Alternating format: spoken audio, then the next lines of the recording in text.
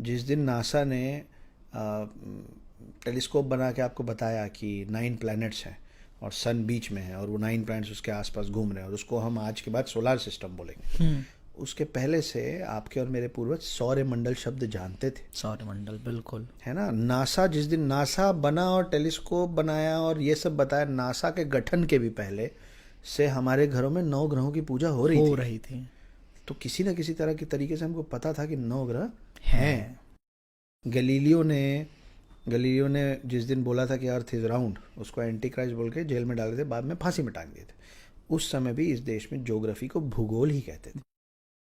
क्या भू मतलब लैंड होता है, गोल मतलब गोल होता है ना। हनुमान जी, हम ना हमारा कल्चर है बातों को कहानियों के द्वारा याद कराने और समझाने का। हनुमान जी बचपन में उड़ गए, सूरज को समझा उन्होंने फल, उसको खाने उड़ गए। उस चक्कर में उन्होंने ना अर्थ और सन का डिस्टेंस लिख दिया है, जो आप हनुमान चालीसा में रोज सुबह पढ़ लेते हो। सालों, कई 100 सालों बाद जब नासा ने अर्थ और सन का डिस्टेंस निकाला तो वो बहुत करीब था जो उसमें लिखा हुआ था। आपको लगता है कि ग्रेविटेशनल फोर्स जो है वो न्यूटन ने बनाया, न्यूटन्स लॉ ऑफ ग्रेविटी बोलते हो आप गलत बोलते, आपको पढ़ाया गलत जा रहा है। बिल्कुल बिल्कुल। न्यूटन जी के पैदा होने, न्यूटन अंकल के पैदा होने से पहले, और पहले मतलब थोड़े साल पहले नहीं, 1000 साल पहले एक व्यक्ति थे जिनका नाम था ब्रह्मगुप्त। उन्होंने कहा था कि अग्नि, जैसे अग्नि का काम है भस्म करना, जैसे पानी का काम है ठंडक शीतलता प्रदान करना, वैसे ही जमीन, पृथ्वी का काम है हर चीज को अपने प्रति आकर्षित करना, ग्रेविटी। ये बोल के वो अपनी किसी और किताब में 3 लाइन लिख के चले गए। उनके मरने के 500 साल बाद भास्कर 2 नाम का एक शख्स पैदा हुआ। उन्होंने इस 3 लाइन को उठाया और उसने कहा कि ब्रह्मगुप्त ने 500 साल पहले जो लिखा है कि जैसे अग्नि का काम भस्म करना है, पानी का काम, जल का काम शीतलता प्रदान करना, पृथ्वी का काम अपनी तरफ हर चीज़ को आकर्षित करना है, इस आकर्षित करने वाले सिस्टम को, प्रोसेस को आज से हम गुरुत्वाकर्षण कहेंगे। ओके। उनके मरने के 500 साल बाद न्यूटन अंकल पैदा हुए थे। छोड़ो, न्यूटन अंकल तो बाद में पैदा हुए थे, उनके मरने के बाद एप्पल का वो पेड़ पैदा हुआ था जिसके नीचे जाके न्यूटन अंकल बैठे थे। लेकिन आपको पता ही नहीं आप कौन हो।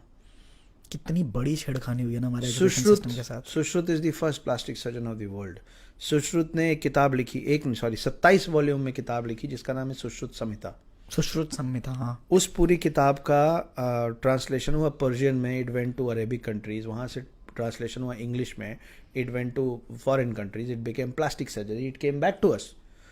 आज की डेट में आप किसी से पूछो कि प्लास्टिक सर्जरी को हिंदी में क्या बोलते हैं, उनके मुंह से शल्य चिकित्सा नहीं निकलेगा, आता ही नहीं आपको।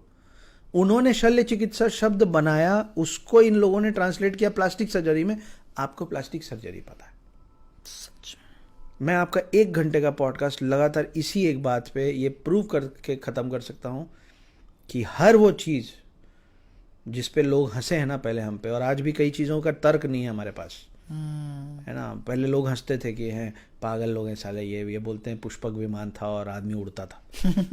कई 100 साल तक लोग हंसे हैं हम पे ये बोल के कि आदमी उड़ नहीं सकता, आदमी उड़ नहीं सकता। फिर एक दिन राइट ब्रदर्स आए, उन्होंने हवाई जहाज में आदमी बैठा उड़ा दिया।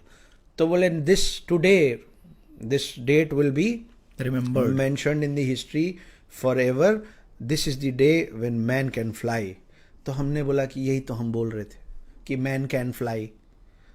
उसको प्रूव करने के लिए तो उसके भी पहले से विमान पुराण लिखा हुआ है, पूरा विमान पुराण लिखा हुआ है कि कैसे विमान का शेप क्या होना चाहिए, उसका एरोडायनेमिक्स क्या होता है, उसमें फ्यूल क्या डलेगा, उसमें पायलट कहाँ बैठेगा उसको। अब आप बोलते हो कि हाँ, जो व्यक्ति विमान पुराण लिखा होगा उसको गुरुत्वाकर्षण की समझ नहीं होगी। क्यों नहीं, बिल्कुल सही। जमीन छोड़ने की समझ जिस आदमी को नहीं होगी वो विमान पुराण कैसे लिखे।